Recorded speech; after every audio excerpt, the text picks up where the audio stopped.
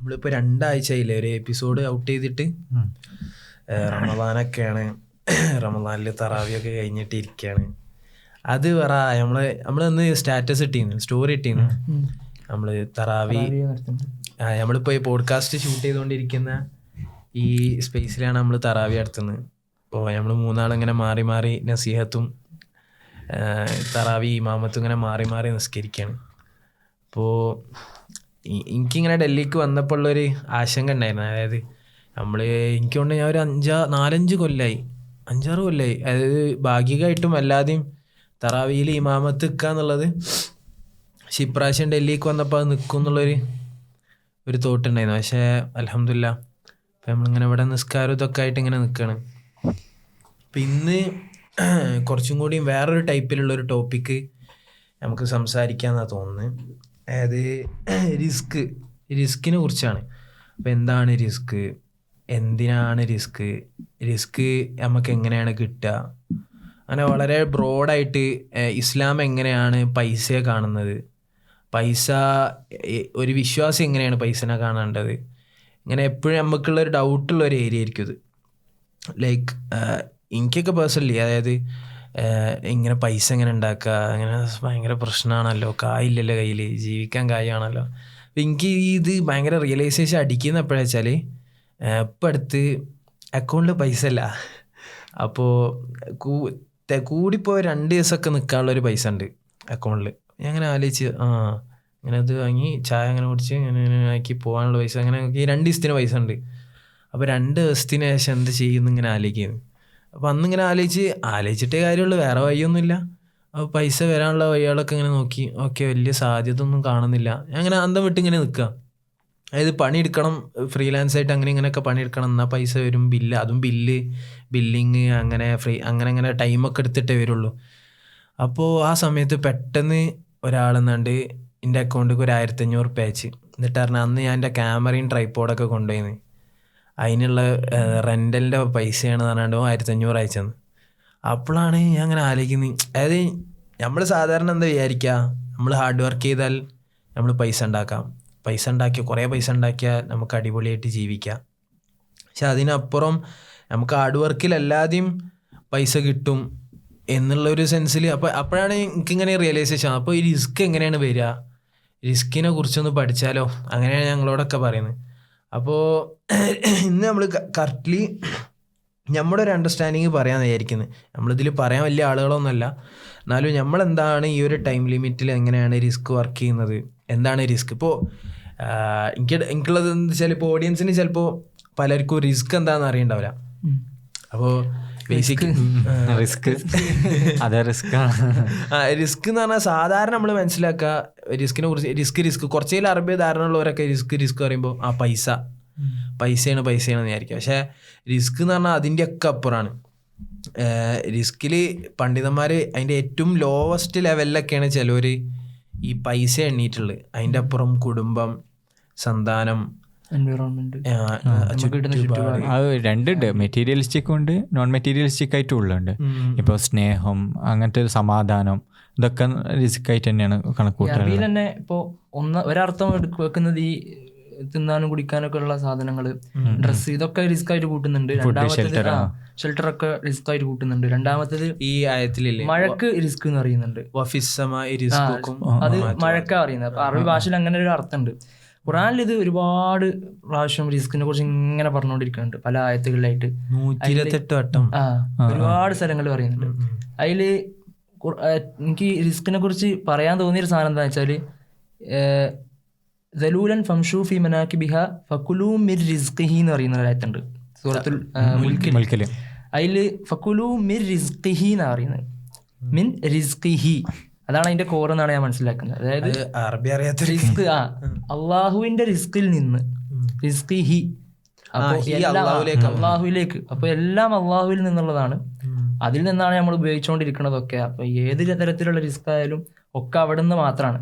അപ്പോഴാണ് ഈ അറബി ഭാഷയിൽ ഇപ്പോൾ ഇബ്നു ആഷൂറിനെ പോലെയുള്ള പണ്ഡിതന്മാരൊക്കെ, ഷെയ്ഖ് ഇബ്നു ആഷൂറിനെ പോലെയുള്ള പണ്ഡിതന്മാരൊക്കെ പറയുന്നത്, ബലാഗയിൽ റിസ്ക് എന്ന് പറയുന്ന വാക്ക് അള്ളാഹുവിന് മാത്രം ബന്ധപ്പെട്ട് നിൽക്കുന്നതാണ്. ഈ റാസിഖ്, റിസ്ക്, ഈ വാക്കുകളൊന്നും വേറൊരാൾക്ക് താല്ലുക്ക് ചെയ്യാൻ പറ്റൂല. അപ്പോൾ അള്ളാഹുവുമായിട്ട് മാത്രം ബന്ധപ്പെട്ട് നിൽക്കുന്ന, ഇപ്പോൾ റസാഖ് അള്ളാഹു മാത്രമാണ്, ഈ റിസ്ക് കൊടുക്കാൻ കഴിയുന്ന ആൾ അള്ളാഹു മാത്രമാണ്. അപ്പോൾ റിസ്കിനുടയവൻ, അതേപോലെ തന്നെ ഒരിക്കലും വറ്റാത്ത സമ്പത്തുള്ളത് അള്ളാഹുവിനാണ്.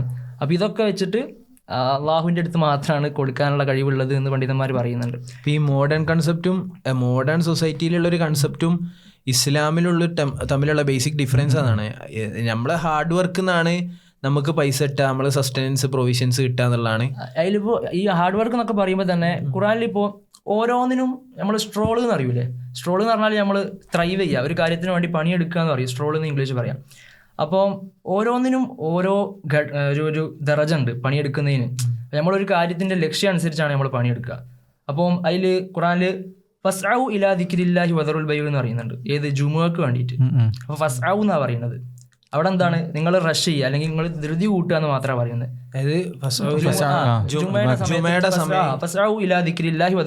അവിടെ ഫസ്ഔ എന്നുള്ള വാക്ക് ഉപയോഗിച്ച്, അതായത് അള്ളാഹുവിന്റെ ദിക്റിലേക്ക് നിങ്ങൾ റഷ് ചെയ്യുക അല്ലെങ്കിൽ ധൃതി കൂട്ടുക. അടുത്തത് വസാരിഉ എന്ന് പറയുന്നുണ്ട്. അതെന്തിനു വേണ്ടിയിട്ടാണ്? അതൊന്നും കൂടി തിരക്ക് പിടിച്ചതാണ്, അല്ലെങ്കിൽ മത്സരത്തിനാണ് അറിയാം. വസാരിഉ വസാബിഖു വസാബിഖൂൻ വസാബിഖു ഇലാ മഗ്ഫിറത്തിൻ മിർ റബ്ബിക്കും. വസാരിഉണ്ട് വസാബിഖുണ്ട്. അപ്പൊ ഇത് രണ്ടും ഒന്നും കൂടിയതിനാണ്. മറ്റേത് ഏതാണ്? തിരക്കൂട്ടുക, മത്സരിക്കാനാണ് പറയുന്നത്. രണ്ടാമത്തത് മത്സരിക്കുക. ഇനി മൂന്നാമത്തതുണ്ട് ഫഫിറു ഇലല്ലാഹ്. ഫഫിറു ഇലല്ലാഹ് അതേതാണ്? മഗ്ഫിറത്ത് കഴിഞ്ഞ് ഇനി അള്ളാഹുവിലേക്ക് ഓടുമ്പോൾ അത് മത്സരിച്ച്, എന്താ പറയാ, ബാക്കിയുള്ള ആളെ തള്ളിയിട്ടിട്ടാണെങ്കിലും നിങ്ങൾ മത്സരിക്കുക എന്ന് പറയുന്നത്. ഫഫിറു മത്സരിച്ച് തോൽപ്പിക്കുക. ഇനി കോമഡി എന്താണെന്ന് വെച്ചാൽ റിസ്കിനെ കുറിച്ച് പറയുമ്പോൾ ഫംഷു ഫി മനാകിബിഹ എന്ന് പറയുന്നത്. ഫംഷു ഫി മനാകിബിഹ വകുലൂ മിർ റിസ്ഖിഹി. അപ്പോൾ ഫംഷു എന്ന് പറഞ്ഞാൽ എന്താ? ഫംഷു ഫി മനാകിബിഹ വകുലൂ മിർ റിസ്ഖി അർത്ഥം ഫംഷു ഫി മനാകിബിഹ പറഞ്ഞാൽ ഭൂമിയുടെ അല്ലാഹു സജ്ജീകരിച്ചിട്ടുള്ള എല്ലാ റിസ്കുകളുടെയും ഭൂമി പ്രതലം, അതിന്റെ മുകളിൽ കൂടെ നിങ്ങൾ നടക്കുക. ഫംഷു ഫി മനാകിബിഹ വകുലൂ മിർ റിസ്ഖിഹി, അവൻ തയ്യാറാക്കിയിട്ടുള്ള റിസ്കുകളിൽ നിന്ന് നിങ്ങൾ ഭക്ഷിച്ചുകൊള്ളുക. ഫംഷു എന്ന് പറയുന്ന വാക്ക് അതെന്താ അർത്ഥം? നിങ്ങൾ നടക്കി എന്ന് പറയുന്നത്. മറ്റെന്താ? ധൃതിപ്പെടുക, അല്ലെങ്കിൽ നിങ്ങൾ മത്സരിക്കുക, നിങ്ങൾ അങ്ങോട്ടും ഇങ്ങോട്ടും തല്ലുകൂടുക. എന്നിട്ട് റിസ്കിനെ കുറിച്ച് പറയുമ്പോൾ എല്ലാ കാര്യവും. ഇനി റിസ്കിലേക്ക് എത്തുമ്പോൾ എന്താണ്? നിങ്ങൾ നടന്നാൽ മതി, അത്ര സ്ട്രോൾ ചെയ്താൽ മതി, അത്ര കഷ്ടപ്പെട്ടാൽ മതി. അപ്പം അത്ര പ്രാധാന്യം ഇസ്ലാമിൽ അല്ലെങ്കിൽ ഖുർആനിൽ ഈ ഭാഷ ഇത് വെച്ച് നോക്കുമ്പോൾ അത്ര പ്രാധാന്യം റിസ്കിന് കൊടുക്കുന്നുള്ളൂ, അല്ലെങ്കിൽ അത് നമ്മൾ നേടുന്നതിൽ കഷ്ടപ്പെടുന്നതിന് വേണ്ടി കൊടുക്കുന്നുള്ളൂ എന്നുള്ളത് ചില പണ്ഡിതന്മാർ, റഹ്മാൻ അലി ഖാനൊക്കെ അതിങ്ങനെ പറയുന്നുണ്ട്. ഈ വാക്കുകൾ വെച്ചിട്ട്, ഈ 4 വാക്കുകൾ വെച്ചിട്ട് ഏറ്റവും മൂല്യം കുറഞ്ഞ സ്ട്രൈവിങ്, ഏറ്റവും മൂല്യം കുറഞ്ഞ സ്ട്രോളിങ് ഇതിന് വേണ്ടിയിട്ടാണ്, റിസ്കിൻ്റെ കാര്യത്തിലാണ് എന്ന് പറയുന്നുണ്ട്. മറ്റേത് മഗ്ഫിറത്ത് അതിനെക്കാട്ടും കൂടുതൽ പ്രാധാന്യം കൊടുക്കണം, അള്ളാഹുവിലേക്ക് അടുക്കുന്നതിന് അതിനെക്കാട്ടും പ്രാധാന്യം കൊടുക്കണം. മറ്റേത് ജുമുഅ അല്ലെങ്കിൽ ആരാധനാ കർമ്മങ്ങൾ, ബാക്കിയുള്ള കാര്യങ്ങൾക്കൊക്കെ ഇതിനെക്കാട്ടും പ്രാധാന്യം കൊടുക്കണം. റിസ്കിന്റെ കാര്യത്തിലെത്തുമ്പോൾ ഫംഷു നിങ്ങൾ നടന്നാൽ മതി. പക്ഷേ ആളുകൾ എന്താ ചിലപ്പോൾ പൈസക്ക് വേണ്ടിയിട്ടായിരിക്കും ഫുൾ ഓട്ടം ചെയ്യുന്നത് തന്നെ, ആ ഓട്ടമായിരിക്കും. പക്ഷെ ഈ ഓട്ടത്തിൽ തന്നെ അവർക്ക് കിട്ടുന്ന റിസൾട്ടിൽ ഭയങ്കര ഡിഫറൻസ് ഇല്ലേ? അപ്പോൾ നമ്മൾ ക്ലാസ്സിൽ പറയൂലേ, ഇപ്പോൾ ഒരു കുട്ടി ഭയങ്കര ഇൻ്റലിജൻ്റ് ആയിരിക്കും. അപ്പോൾ ഓന് എന്ത് ചെയ്യും, നാളെ പരീക്ഷ ഉണ്ടോ, മറ്റന്നാളെ പരീക്ഷ, അങ്ങനെ ഒരു അന്തം വിടലായിരിക്കും നിൽക്കുക. പക്ഷെ അതിൻ്റെ അപ്പുറം ഓന് പരീക്ഷയിൽ നല്ല മാർക്ക് ഉണ്ടാവും. പക്ഷെ ചിലവരെന്ത് ചെയ്യും, സെമസ്റ്റർ തുടങ്ങുന്ന മുതലേ കഷ്ടപ്പെട്ട് രാത്രി ഇരുന്ന് പഠിക്കുന്നുണ്ടാവും, അവർക്ക് മാർക്ക് ഉണ്ടാവില്ല. റിസ്കിൻ്റെ കാര്യത്തിൽ അങ്ങനെ. അപ്പോൾ നമ്മളിപ്പോൾ എന്താണോ നമുക്ക് പ്രൊവിഷൻ, അതിന് വേണ്ടിയിട്ട് പണിയെടുക്കുന്നതിൻ്റെ 100 ഇരട്ടി പണിയെടുക്കുന്ന ഒരാൾക്ക് നമ്മളെ പകുതി പോലും പൈസ ഉണ്ടാവില്ല. അപ്പോൾ എനിക്ക് ഭയങ്കരമായിട്ട് ഒരു സാധനം അടിച്ചത് എങ്ങനെയാ വെച്ചാൽ, ഞാൻ അങ്ങനെ ആലോചിക്കും, നമ്മളിപ്പോൾ ഇവിടുന്ന് കോളേജിലേക്ക് പോവാം. അപ്പോൾ കോളേജിലേക്ക് ഭൂരിഭാഗവും ചിലപ്പോൾ ടുക്കിലാണ് പോവുക, മറ്റേ ചെറിയ ഓട്ടോ റിക്ഷ. അപ്പോൾ എന്താണ്, ഞാൻ ആദ്യം എന്താ ഈ 15-20 15 പൈസ, പക്ഷെ ചിലവർ 20 ചോദിക്കും. അപ്പോൾ ഞാൻ 20 കൊടുക്കല്, ഞാൻ കൂടുതൽ 20 ഞാൻ 15 തരുള്ളൂ പറയും. അത് സംഭവം ഒരു 5ന്റെ പ്രശ്നമാണ്. പക്ഷെ ഞാൻ പറയും, നിങ്ങൾ ഇന്നെ പറ്റിക്കണ്ട, ഞാൻ ഇന്നും റോസ് ഇത് ഈ SI ചാത്തേ ഞാൻ 15 തരുള്ളൂ പറയും. എന്നിട്ട് 15 കൊടുത്തിട്ടാ പോരാ. അപ്പം ഞാൻ ഒരു ദിവസം, ഞാൻ ഭൂരിഭാഗം ഡ്രൈവറിൻ്റെ ആ സീറ്റിൻ്റെ അടുത്തായിരിക്കാം. ഒരു ദിവസം ഇങ്ങനെ പോകുമ്പോൾ ഒരാൾ ഇങ്ങനെ എന്തൊക്കെയോ വർത്താനം പറയും. ആദ്യം അയാൾ കണ്ടപ്പോൾ തന്നെ ഞാൻ കേരളത്തിൽ നിന്നാണ് മനസ്സിലായി അയാൾക്ക്. അപ്പോൾ അയാൾ ഓരോന്നും ഇങ്ങനെ ചോദിക്കുകയാണ്. അപ്പോൾ ഞാൻ ഇയർഫോൺ എല്ലാം ഊരി എന്നിട്ട് ഇങ്ങനെ സംസാരിക്കുകയാണ്, എന്താണ് എങ്ങനെയാണ്. അപ്പോൾ ആൾ പറഞ്ഞു, എന്താ ആദ്യം ആൾ എന്തൊക്കെയോ കേരളത്തിൽ നിന്ന് പറഞ്ഞിട്ട് എന്തൊക്കെയോ പറയാൻ തുടങ്ങി. അപ്പോൾ എനിക്കൊന്നും മനസ്സിലാവുന്നില്ല. അപ്പോൾ ഞാൻ അങ്ങനെ കുറേ സംസാരിച്ച് പിന്നെ മൂപ്പര് പറഞ്ഞ്, എൻ്റെ പേര് ജാവേദാണ്. അപ്പോൾ ഞാൻ ചോദിച്ചു, വീട്ടിലാരൊക്കെ എന്തൊക്കെയാണ് അവസ്ഥ? എനിക്ക് 4 പെൺമക്കളാണ് പറഞ്ഞു. എൻ്റെ വീട് ഇവിടെ കുറച്ച് അപ്പുറത്താണ്, അങ്ങനെയാണ് ഇങ്ങനെയാണ്, ഞാൻ ഈ റൂട്ടിലാണ് ഓടുന്നതെന്നൊക്കെ പറഞ്ഞ്. അപ്പോൾ മൂപ്പര് ഇങ്ങനെ ഓരോന്ന് ഇങ്ങനെ പറയാൻ തുടങ്ങിയപ്പോൾ അപ്പോൾ ഞാൻ ഇങ്ങനെ ആലോചിച്ച്, മൂപ്പര് ഈ ജാമ്യന്ന് ഇങ്ങനെ ദിവസം എത്ര ഓട്ടാ പോവുക, ആ ഓട്ടത്തിൽ മൂപ്പർക്ക് എത്ര പൈസ, അതായത് രാവിലെ നമ്മൾക്കൊക്കെ ഇവിടുന്ന് പുറത്തേക്ക് ഇറങ്ങാന്ന് പറഞ്ഞാൽ മാസ്ക് ഇടുക, ആ ചൂടാണെങ്കിൽ ചൂട്, തണുപ്പാണെങ്കിൽ തണുപ്പ്, പൊല്യൂഷൻ, അങ്ങനെ അങ്ങനെയൊക്കെ പറഞ്ഞിട്ട് ഇതിൻ്റെ ഇടയിൽ ആൾക്കാർ ഇങ്ങനെയൊക്കെ ജീവിക്കുന്നുണ്ട്. വളരെ തുച്ഛമായ വരുമാനം നേടിക്കൊണ്ട് ആൾക്കാർ ജീവിക്കുന്നുണ്ട്. അപ്പോഴാണ് ഞാൻ ഇങ്ങനെ ആലോചിച്ചത്, അതായത് ഞാൻ ഇപ്പോൾ ഒരു ഇത്ര മണിക്കൂർ പണിയെടുത്താൽ എനിക്ക് എത്ര പൈസ കിട്ടും, അങ്ങനെ ഒരാൾ പണിയെടുത്താൽ എത്ര പൈസ കിട്ടും. അപ്പോൾ അങ്ങനെ കാണാൻ ആൾക്കാർ അപ്പോൾ അതായത് ഹാർഡ് വർക്കിങ്ങിൻ്റെ ലെവല് അതിനനുസരിച്ചല്ലല്ലോ റിസ്ക് കിട്ടുന്നത്. അപ്പോൾ ഈ റിസ്ക് ഇങ്ങനെ മാറുന്നത് എങ്ങനെ, അപ്പോൾ ഈ റിസ്ക്, അപ്പോൾ എനിക്കിങ്ങനെ ഈ ഡൗട്ട് ഉണ്ടായിരുന്നു. അപ്പോൾ സത്യം പറഞ്ഞാൽ ഇതൊക്കെ ബേസിക്കലി അഖീദാപരമായ സാധനമാണ്. ഇപ്പോൾ എന്താ നമ്മളെത്ര അങ്ങനെ ദീൻ പഠിക്കാൻ നോക്കിയിട്ടുണ്ടെന്നൊക്കെ പറഞ്ഞാലും ഇതൊക്കെ വളരെ ബേസിക്കാണെന്ന് എനിക്ക് പിന്നെ മനസ്സിലായത്. അതായത് റിസ്ക്, നമ്മുടെ മരണം, നമ്മളെവിടെ ജനിക്കുന്നു, ഇതൊക്കെ പടച്ചോൻ നമ്മൾ ജനിക്കുന്നതിൻ്റെ, അതായത് വയറ്റിൽ 4-ാം മാസത്തിൽ നമുക്ക് ഹദീസിൽ കാണാം, അതായത് ജനിക്കുന്നതിൻ്റെ, അതായത് 4-ാം മാസം 120 ദിവസം 140 ദിവസമൊക്കെ ആകുമ്പോൾ നമുക്ക് വന്നിട്ട് റൂഹിലൂതും. അന്ന് എഴുതി വെക്കപ്പെടുന്നതാണ് ഇവൻ്റെ റിസ്ക് എത്രയാണ്, ഇവനെ എത്ര വയസ്സ് വരെ ജീവിക്കും, ഇവനെ എങ്ങനെ ജീവിക്കും, അതൊക്കെ അന്നേ എഴുതപ്പെട്ട സാധനമാണ്. അപ്പോൾ നമ്മളെന്താ ചെയ്യും, ഇപ്പോൾ ഒരു ഹദീസിൽ കാണാം, അയ്യുഹന്നാസ് ഇത്തഖുല്ലാ വ അജ്മിലു ഫി ത്വലബ് ഫഇന്ന നഫ്സൻ ലൻ തമൂത ഹത്താ തസ്തൗഫി റിസ്ഖഹ. ഒരു മനുഷ്യൻ അവനക്ക് പടച്ചോൻ വിധിച്ച റിസ്ക് കിട്ടാതെ മരിക്കൂല. നമുക്കിത് ഭയങ്കര കൗതുകമായിട്ട് തോന്നും. പക്ഷേ ഈ അറബികൾ ഓരോ കൗലുകളുണ്ടല്ലോ. ഇപ്പൊ നമ്മളെ സാധാരണ നമ്മൾ പറയുന്ന കടങ്കഥകളോ എന്താ പറയാ, പഴഞ്ചൊല്ലുകളൊക്കെ ഉണ്ടാവില്ലേ, ഓരിടയിൽ കുറെ പഴഞ്ചൊല്ലുകളുണ്ട്. അതിൽ ഒന്ന്, നിങ്ങൾ കാറ്റിന്റെ മുകളിൽ കയറിയിട്ട് നിങ്ങളെ റിസ്ക് അന്വേഷിച്ച് പോയാൽ ഇടിമിന്നലിന്റെ മുകളിൽ കയറി നിങ്ങളെ റിസ്ക് നിങ്ങളുടെ അടുത്തേക്ക് വരും. അതല്ലെങ്കിൽ വേറെ പറയുന്നത്, നിങ്ങൾ റിസ്കിന്റെ അഡ്രസ്സ് അന്വേഷിച്ച് പോകണ്ട, റിസ്കിന് കറക്റ്റായിട്ട് അഡ്രസ്സ് അറിയാം, നിങ്ങളുടെ അടുത്തേക്ക് എത്തിക്കൊണ്ടിരിക്കും. അത് നിങ്ങൾ കൺഫ്യൂഷൻ അടിക്കേണ്ട. അറബികൾ അങ്ങനത്തെ കുറേ ക്രിയേറ്റീവ് ആയിട്ടുള്ള ഒരുപാട് അംസാലുകൾ ഉണ്ടാക്കലുണ്ട്. മീൻസ് റിസ്ക് എന്തായാലും നിങ്ങളുടെ അടുത്തേക്ക് എത്തും. ഇങ്ങക്കുള്ള റിസ്ക്, മറ്റേ പണ്ഡിതൻ പറയുന്നത് പോലെ, എനിക്ക് റിസ്കിനെ കുറിച്ച് സങ്കടമായി, പക്ഷെ പിന്നെ ഞാൻ മനസ്സിലാക്കിയത് എന്റെ റിസ്ക് മറ്റാരും എടുക്കില്ല എന്നുള്ളത് മനസ്സിലാക്കിയപ്പോൾ ആരാ പറയുന്നത്, ഹസനുൽ ബസരി അലിംതു ബി അന്ന റിസ്ഖി ലൈ യഖുദുഹു ഗൈരി ഫത്മഅന്ന ഖൽബി ലഹു. അതായത് എന്താ, ഒരാൾ ചോദിക്കുകയാണ്, മാ സിർറു സുഹുദക ഫി ദുനിയ, ഈ ദുനിയാവിൽ നിങ്ങൾ ഇത്രയും ഇത്ര സുഹൃദ് കാണിക്കാൻ, നിങ്ങൾ എത്ര എക്സ്റ്റസിയിൽ എങ്ങനെ ജീവിക്കാൻ നിങ്ങൾക്ക് കഴിയുന്നത്. അപ്പോൾ ഹസനുൽ ബസരി റഹിമഹുല്ലാഹ് കുറേ ഇത് ഉത്തരം അങ്ങനെ ആയിട്ട് പറഞ്ഞു കൊടുക്കുന്നുണ്ട്. അപ്പോൾ അതിൽ മെയിൻലി പറയുന്ന ഒരു സാധനമാണ് അലിംതു ബി അന്ന റിസ്ഖി, എൻ്റെ റിസ്ക് എന്താണ്, അത് വേറെ ആരും തിന്നൊന്നുമില്ല, അത് എനിക്ക് തന്നെ എത്തും. ഈ ബോധ്യം ഉണ്ടായി കഴിഞ്ഞാൽ ആൾക്ക് ഭയങ്കര തൃപ്തിയും കണ്ടന്റ്മെന്റും ലൈഫിലുണ്ടാവും. അല്ല, ഞാൻ ചോദിക്കട്ടെ, ഡൗട്ട് ഉണ്ടോ വെച്ചാൽ, നമ്മളിപ്പോൾ അങ്ങനെ പറയുമ്പോൾ നമ്മൾ അധ്വാനിക്കുന്ന എങ്ങനെ നമ്മൾ മനസ്സിലാക്കണം വെച്ചാൽ, പഠിച്ചോൻ ആദ്യം നമുക്ക് ഇതാക്കി തന്നിട്ടുണ്ട്, അസൈൻ ചെയ്ത് തന്നിട്ടുണ്ട്. അപ്പം നമ്മളിങ്ങനെ, അപ്പം അതേസമയം മറ്റേ ഹദീസ് പറയുന്നുണ്ടല്ലോ, ഒന്നക്കും തത്തവക്കുലോൻ അലല്ലാഹി ഹഖ തവക്കുലി റസഖക്കും കമാ തർസുഖു തൈർ തഖദു ഖിമാസം വതറൂഹു ബിത്താന. നിങ്ങൾ എന്ന് വെച്ചാൽ നിങ്ങൾ അള്ളാഹുവിൽ വരമേൽപ്പിക്കുക, എങ്ങനെ ഏൽപ്പിക്കേണ്ട വിധത്തിൽ വരമേൽപ്പിക്കുക, അതായത് ബേസിക്കലി തവക്കുൽ ചെയ്യുക. എന്നിട്ട് എന്താണ്, എങ്ങനെയാ പക്ഷികൾ രാവിലെ അന്നം തേടിപ്പോവും, വൈകുന്നേരം നിറഞ്ഞ വയറുമായിട്ട് തിരിച്ചു വരും എന്ന് പറയുന്നുണ്ട്. അപ്പോൾ എന്താണ്, പക്ഷികൾ എന്താണ് അധ്വാനിക്കാനാണ് പോകുന്നത്. ബേസിക് അതിന്റെ ടീച്ചിങ് മിസ്അണ്ടർസ്റ്റാൻഡിംഗ് ആണ് ഫസ്റ്റ് തന്നെ. പക്ഷികൾക്ക് ഓട്ടോമാറ്റിക്കലി കൊടുക്കുകയാണല്ലോ, പക്ഷെ അവിടെ എന്താണ്, അധ്വാനിക്കാൻ പോവാണ്, രാത്രി നിറഞ്ഞ വയറുമായിട്ട് തിരിച്ചു വരികയാണ്. അന്നതുപോലെ നമ്മളും പണിയെടുക്കണം എന്നുള്ളതാണ്. ഒരു രസമുള്ളൊരു കഥ ഉണ്ട്. ഒരു ഏട്ടനും അനിയനും തല്ലായി, കച്ചറായി. അപ്പോൾ എന്താ കച്ചറ എന്താന്ന് വെച്ചാൽ, ഏട്ടൻ പറഞ്ഞ് നമ്മൾ പണിയെടുത്താലേ നമുക്ക് പഠിച്ചോ റിസ്ക് തരും. അപ്പോൾ അനിയൻ പറഞ്ഞ് അങ്ങനെ ഒന്നുമില്ല, പഠിച്ചോൻ എനിക്ക് എഴുതി വെച്ച റിസ്ക് എനിക്ക് പണിയെടുത്താലും ഇല്ലെങ്കിലും എനിക്ക് കിട്ടും എന്നാണ്. അപ്പോൾ അങ്ങനെ കച്ചറായി. അവസാനം ഏട്ടന് മനസ്സിലായി, ഇവന് പറഞ്ഞെടുത്താൽ മനസ്സിലാവില്ല, എനിക്ക് റിസ്ക് ആണെങ്കിൽ പണിയെടുക്കണം, ഞാൻ പോട്ടെ പറഞ്ഞിട്ട് ഏട്ടൻ പോയി. എന്നിട്ട് ഏട്ടൻ പോയി ഇങ്ങനെ നടക്കുമ്പോൾ വയ്യരികിൽ റോട്ടിലേക്ക് ചാഞ്ഞിക്കുന്നൊരു ആപ്പിൾ മരം കണ്ട്. അപ്പോൾ ഇസ്ലാമിൽ ദീനിലെങ്ങനെ വെച്ചാൽ, ഇപ്പോൾ അത് പബ്ലിക് പ്രോപ്പർട്ടി ആയിരിക്കും, അതായത് പൊതുവഴിയിലേക്ക് വീഴുന്ന എന്ത് പഴവർഗ്ഗങ്ങളോ ആർക്കും എടുത്ത് കഴിക്കാം. അപ്പോൾ ആപ്പിള് വീണ് കിടക്കുന്നുണ്ടു. അപ്പോൾ അയാൾ ആപ്പിളുകളൊക്കെ പെറുക്കിയെടുത്തു. എന്നിട്ട് അയാൾക്ക് കുറേ ആപ്പിൾ കിട്ടി. അപ്പോൾ അയാൾ സന്തോഷത്തോട് കൂടിയിട്ട് കഴിച്ച് വീട്ടിലേക്ക് തിരിച്ചു വന്നു.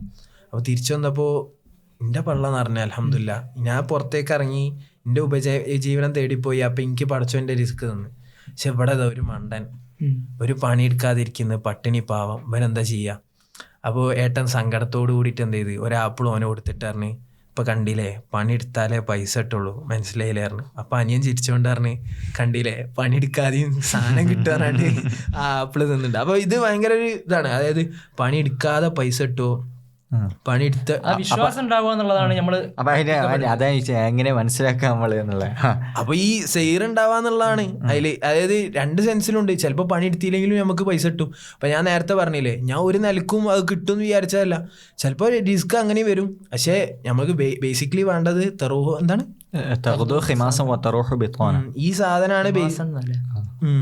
ഈ സാധനമാണ് ബേസിക്കലി നമുക്ക് വേണ്ടത്. അതിനു വേണ്ടി പണിയെടുക്കുക എന്നുള്ളതാണ്.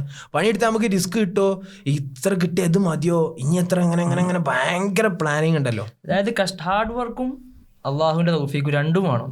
താൻ പാതി ദൈവം പാതി. അതായത് അലി റളിയല്ലാഹു അൻഹു പറയുന്നുണ്ട്, തന്റെ കഷ്ടപ്പാടുകൾ കൊണ്ട് മാത്രം വിജയിക്കുന്നു വിചാരിച്ചവനും വിഡ്ഢിയാണ്, കഷ്ടപ്പെടാതെ അള്ളാഹു തൗഫീഖ് നൽകുമെന്ന് വിചാരിക്കുന്ന, റിസ്ക് നൽകുമെന്ന് വിചാരിക്കുന്നവനും വിഡ്ഢിയാണ്.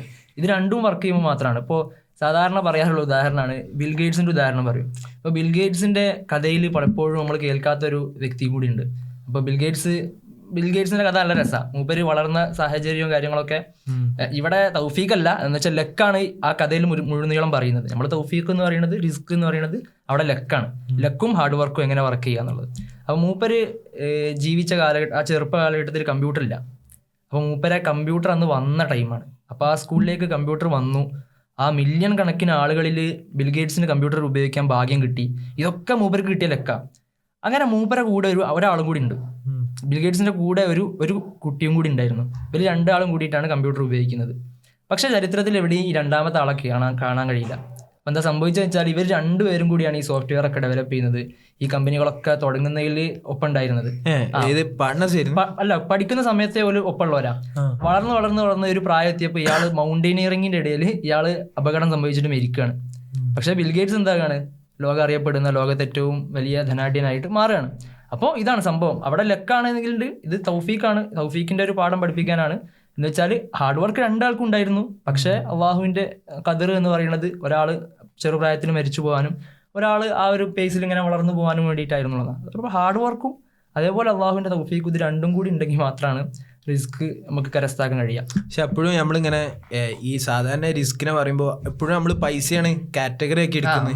അതായത് നല്ല കായുള്ളവന് നല്ല റിസ്ക് കിട്ടി, കായ് കുറഞ്ഞവന് പാവപ്പെട്ടവന് കുറഞ്ഞ റിസ്ക് കിട്ടി. പക്ഷെ ഇബ്നു ജൗസി റഹിമഹുല്ലാഹ് പറയുന്നുണ്ട്, അതിപ്പോൾ നമുക്ക് ചിലപ്പോൾ പൈസ കിട്ടിയെന്ന് വരില്ല, പക്ഷെ വേറെ ചില സെൻസിൽ നമുക്ക് പടച്ചോൻ ഭയങ്കര റിസ്ക് തന്നിട്ടുണ്ടാവും. ഇപ്പോൾ റിസ്കിനെ കുറിച്ച് പറയുന്നത് തന്നെ റിസ്ക് പല സെൻസിലുണ്ട്. റിസ്കിൻ്റെ എണ്ണത്തിനെ കുറിച്ച് പറയുമ്പോൾ അതിൽ നമുക്ക് പൈസ വളരെ എവിടെയൊക്കെ ഒരു മൂലൊക്കെ കാണാൻ കഴിയാം. സമാധാനം, ഇപ്പോൾ പൈസ എത്ര ഉണ്ടായാലും കാര്യമില്ല, ഇപ്പോൾ സമാധാനം ഉണ്ടാവുക റിസ്ക്കാണ്. ജീവിതത്തിൽ ഭയങ്കര ക്ലാരിറ്റി ഉണ്ടാവുക, ക്ലാരിറ്റി ഓഫ് മൈൻഡ് ഭയങ്കര റിസ്ക്കാണ്. ഹൃദയത്തിന് വിശാലത ഉണ്ടാവുക, ഹൃദയത്തിന് പരിശുദ്ധി ഉണ്ടാവുക, അത് റിസ്ക്കാണ്. എന്ത് നമ്മൾ ഇപ്പോൾ ഞാൻ എപ്പോഴും ഇങ്ങനെ ആലോചിക്കും, നമ്മളൊക്കെ ഒരുപാട് തെറ്റുകളിലേക്ക് വീഴുന്നുകൊണ്ട് നിൽക്കുന്ന ആൾക്കാരാണല്ലോ. അപ്പോൾ നമുക്കിപ്പോൾ ഒരു തെറ്റ് ചെയ്തു അല്ലെങ്കിൽ തെറ്റ് ചെയ്യാൻ പോകുമ്പോൾ ഒക്കെ ഒരു റിമൈൻഡർ കിട്ടും. പലപ്പോഴും നമുക്കിപ്പോൾ ഒരാൾ എന്തെങ്കിലും വന്ന് പറഞ്ഞു തരിക അല്ലെങ്കിൽ ഏതെങ്കിലും വഴിക്ക് ഇപ്പോൾ ഒക്കെ പോട്ടെ റീൽസ് വഴിയെങ്കിലും നമുക്ക് റിമൈൻഡർ കിട്ടും. ഇതൊക്കെ അള്ളാഹുവിന്റെ റിസ്ക് തന്നെയാണ്. ഒരു നല്ല കൂട്ടുകാരുടെ റിസ്ക് ആണ്. നല്ല വീട്ടുകാരെ കിട്ടുക, നല്ല ഭാര്യനെ കിട്ടുക, നല്ല മക്കളെ കിട്ടുക, ഇതൊക്കെ റിസ്കിന്റെ പല പല ഇടരുകൾ. അപ്പോൾ ചിലവർക്ക് ചിലപ്പോൾ പൈസ കയ്യിലുണ്ടായിരുന്നു വരില്ല, പക്ഷെ നല്ല കഴിവായിരിക്കും, നല്ല സ്കില്ലായിരിക്കും ഉണ്ടാവുക, അവർക്ക് ഭയങ്കര ഇൻ്റലിജൻ്റ് ആയിരിക്കും. ഇതൊക്കെ റിസ്ക്കാണ്. അപ്പോൾ നമ്മളിങ്ങനെ ഒരാളുടെ പൈസ വെച്ചിട്ട് ഇങ്ങനെ ആളെ ഇതാക്കാൻ, അതെന്ന് വെച്ചാൽ നമ്മൾ ഇന്നത്തെ ഒരു പോയിന്റ് ഓഫ് വ്യൂ വെച്ചിട്ട് എന്നാണ് ആലോചിക്കുന്നതുകൊണ്ടാണ് പൈസ എന്നുള്ളത്. അപ്പോൾ നമ്മളെ ഇന്ന് ക്യാപിറ്റലിസ്റ്റിക് മെൻറ്റാലിറ്റിയോടുകൂടിയാണ് എല്ലാം കാണുക. അപ്പോൾ നമ്മളെ ജോലിയാണ് എന്താണെങ്കിൽ നമ്മൾ ആ ഒരു മെൻറ്റാലിറ്റിയാണ്. അപ്പോൾ ഇതും റിസ്ക് എന്ന് പറയുമ്പോൾ നമ്മൾ പൈസ എന്നുള്ള ഇതിൽ മാത്രമാക്കി മാറ്റും. ബാക്കിയുള്ള പടച്ചോൻ്റെ അനുഗ്രഹങ്ങൾ, അള്ളാഹുവിൻ്റെ ബർക്കത്ത് ഉണ്ടാവുക എന്നുള്ളതാണ്. എന്നുവെച്ചാൽ നമ്മുടെ സമയത്തിൽ അള്ളാഹുവിൻ്റെ ബർക്കത്ത് ഉണ്ടാകുന്നത് പോലും റിസ്ക്കാണ്. അപ്പം നമുക്ക് എന്തൊക്കെ ബെനിഫിറ്റ് ആയിട്ട് വരുന്നോ അതൊക്കെ റിസ്ക്കാണ്. അപ്പം ഈ ലോകത്ത് മാത്രമല്ല പരലോകത്തേക്കും ഏറ്റവും വലിയ റിസ്ക് അതന്നെ ഏറ്റവും വലിയ റിസ്ക് എന്ന് വെച്ചാൽ ഖൈറു അബ്ഖ, നിലനിൽക്കുന്നതാണ്, അത് ശാശ്വതമാണ്. അപ്പോൾ അങ്ങനെ അതും റിസ്ക്കാണ്. അപ്പോൾ നമ്മൾ ഈ ഒരു മെൻറ്റാലിറ്റി കൂടി മനസ്സിലാക്കുമ്പോഴാണ് നമ്മൾ പൈസ എന്നുള്ള ഇതിലേക്ക് മാത്രം ചുരുക്കിയിട്ട് വരുന്നതാണ്. പക്ഷെ എന്തൊക്കെ പറഞ്ഞാൽ ഈ പൈസ എന്ന് പറയുമ്പോൾ അതിനങ്ങനെ ഭയങ്കര ഇസ്ലാം എന്നല്ല, നമ്മളെ ആളുകൾ ഭയങ്കര ഈവിളായിട്ട് കാണുന്നൊരു അങ്ങനെ തോന്നിയിട്ടുണ്ട്. അതായത് പൈസ ഉണ്ടാവുക എന്ന് പറയുന്നത് ഭയങ്കര പ്രശ്നമാണ്. അതായത് ഇങ്ങനെ നമ്മൾ സാധാരണ ഈ പള്ളി ദർസുകളിലും വയലുകളിലൊക്കെ ഇങ്ങനെ കേൾക്കുന്ന ഒരു ടൈപ്പ് ഓഫ് കഥകളുണ്ട്. എനിക്ക് തോന്നിയത് എന്താ വെച്ചാൽ ഇസ്ലാമിന്റെ ഒരു സൗന്ദര്യമാണ്. അപ്പൊ ഇതിങ്ങനെ കൂടി നിൽക്കുമ്പോൾ ആ ഒരു ഉപദേശം വരിക അല്ലെങ്കിൽ അതിനെതിരെയുള്ള ഒരു നീക്കങ്ങൾ പണ്ഡിതന്മാരുടെ ഭാഗത്തു നിന്ന് വരിക, അതിന്റെ ഒരു സൗന്ദര്യമായിട്ട് എനിക്ക് തോന്നി. അപ്പൊ ആ ധനത്തിന്റെ കാര്യത്തിൽ ഇങ്ങനെ അമിതമായിട്ട് മുമ്പോട്ട് പോകുമ്പോൾ സ്വാഭാവികമായിട്ടുള്ള ഒരു പ്രതി അങ്ങനെയല്ല. അതിൻ്റെ ഒരു ഇതെന്ന് വെച്ചാൽ കുറച്ചുകൂടി സിംപ്ലിസിറ്റി ആയിട്ടുള്ള ലൈഫ് നയിക്കുക എന്ന് വെച്ചാൽ നമ്മൾ അങ്ങനെയൊക്കെ പറയുമ്പോൾ വെച്ചാൽ വലിയ പൈസക്കാരുണ്ടാവും. അപ്പോൾ ഓർക്കും എന്താണ് ഇങ്ങനൊരു ജീവിതമൊക്കെ സഹാബാക്കളൊക്കെ നയിച്ചിരുന്നു. നമ്മൾ സഹാബാക്കളുടെ ചരിത്രമൊക്കെ പറയുന്നത്. അപ്പം അതിൽ എന്താണ് ഒരിക്കൽ പ്രവാചകൻ സല്ലല്ലാഹു അലൈഹി വസല്ലം പറയുന്നുണ്ട്, ബിലാൽ റളിയല്ലാഹു അൻഹു സ്വർഗ്ഗത്തിൽ പ്രവേശിച്ചിട്ടേ അബ്ദുറഹ്മാൻ ബിൻ ഔഫ് സ്വർഗ്ഗത്തിൽ പ്രവേശിക്കുകയുള്ളൂ. അങ്ങനെ ഇത് അബ്ദുറഹ്മാൻ ബിൻ ഔഫ് റളിയല്ലാഹു അൻഹു കേൾക്കുകയാണ്. അങ്ങനെ പ്രവാചകൻ സല്ലല്ലാഹു അലൈഹി വസല്ലമയുടെ അടുക്ക് അബ്ദുറഹ്മാൻ ബിൻ ഔഫ് ഓടി വരികയാണ്. എന്നിട്ട് ഞാൻ സ്വർഗ്ഗത്തിൽ പ്രവേശിക്കുകയില്ല. പ്രവാചകൻ എന്താ പറയുന്നത്? അബ്ദുറഹ്മാൻ ബിൻ ഔഫ് സ്വർഗ്ഗത്തിൽ ബിലാൽ പ്രവേശിച്ചതിന് ശേഷമേ പ്രവേശിക്കുകയുള്ളൂ എന്നാണ്.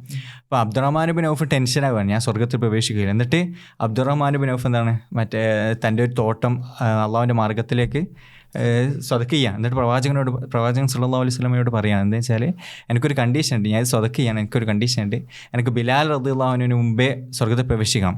പ്രവാചകൻ പറയുന്നതിൻ്റെ ഒരു കാരണം വെച്ചാൽ അബ്ദുറഹ്മാൻ ബിൻ ഔഫ് സമ്പന്നനാണ്. ബിലാൽ റളിയല്ലാഹു അൻഹു കുറച്ച് സമ്പന്നത കുറഞ്ഞിട്ടുള്ള ആളാണ്. അപ്പോൾ ബിലാൽ റളിയല്ലാഹു അൻഹു എന്താണ് ആദ്യം ഇതൊക്കെ ടാലി ആയിട്ട് വേഗം കയറും. അബ്ദുറഹ്മാൻ ബിൻ ഔഫ് റളിയല്ലാഹു അൻഹു എന്താണ് ഈ ഒക്കെയും ടാലി ആക്കിയിട്ട് ഓഡിറ്റ് ചെയ്തിട്ട് അബ്ദുറഹ്മാൻ ബിൻ ഔഫ് റളിയല്ലാഹു ഏറ്റവും വലിയ ധനാഢ്യന്മാരുണ്ടായിരുന്നത്, ഏറ്റവും കൂടുതൽ ധനമുള്ള ആളുകൾ ഉണ്ടായിരുന്നത്, ഇസ്ലാമിനെ ധനം കൊണ്ട് സേവിച്ച അബ്ദുറഹ്മാൻ ബിൻ ഔഫ് റളിയല്ലാഹു അൻഹുവിനെ കുറിച്ചൊക്കെ പറയുമ്പോൾ നമ്മൾ സാധാരണ നമ്മൾ തമാശക്ക് പറയും നമുക്ക് ഫണ്ട് ചെയ്യണം, ലോബി ആയിട്ട് വർക്ക് ചെയ്തിട്ട് വലിയ രീതിയിൽ അങ്ങനെയൊക്കെ പറയില്ലേ. അബ്ദുറഹ്മാൻ ബിൻ ഔഫാണ് യുദ്ധങ്ങളെ ഫണ്ട് ചെയ്തത്. വലിയ രീതിയിൽ പടയാളികൾക്കും എല്ലാ കോപ്പുകൾക്കും സഹായകമായത് അബ്ദുറഹ്മാൻ ബിൻ ഔഫിന്റെ ധനാണ്. അപ്പൊ അവിടെ അത് ഭയങ്കര കാര്യമാണ്. അബ്ദുറഹ്മാൻ ബിൻ ഔഫ് ഇതിലിപ്പോ മൂപ്പര് ബാർഗെയിൻ ചെയ്തല്ലോ, ആ തോട്ടം വിറ്റിട്ട് സ്വർഗ്ഗം വാങ്ങിക്കാണ്.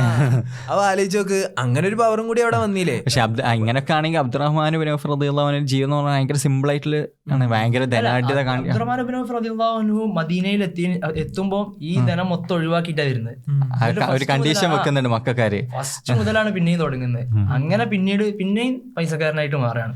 അപ്പോൾ അബൂ ഹുറൈറ റളിയല്ലാഹു അൻഹു ഉദ്ധരിക്കുന്ന ഒരു ഹദീസ് ഉണ്ട്. ഖാല റസൂലുള്ളാഹി സ്വല്ലല്ലാഹു അലൈഹി വസല്ലം മാ നഫഅനി മാലുൻ ഖത്തു മാ നഫഅനി മാലു അബി ബക്രിൻ ഫബകാ അബൂബക്കർ വഖാല ഹൽ അന വമാലി ഇല്ലാ ലക യാ റസൂലല്ലാഹ്. ഈ ഹദീസിന്റെ ചുരുക്കം പറഞ്ഞാൽ അബൂബക്കർ റളിയല്ലാഹു അൻഹുവിന്റെ ധനം എനിക്ക് ഉപകരിക്കപ്പെട്ടതുപോലെ വേറെ ആളുടെ ധനം എനിക്ക് ഉപയോഗപ്പെട്ടിട്ടില്ല.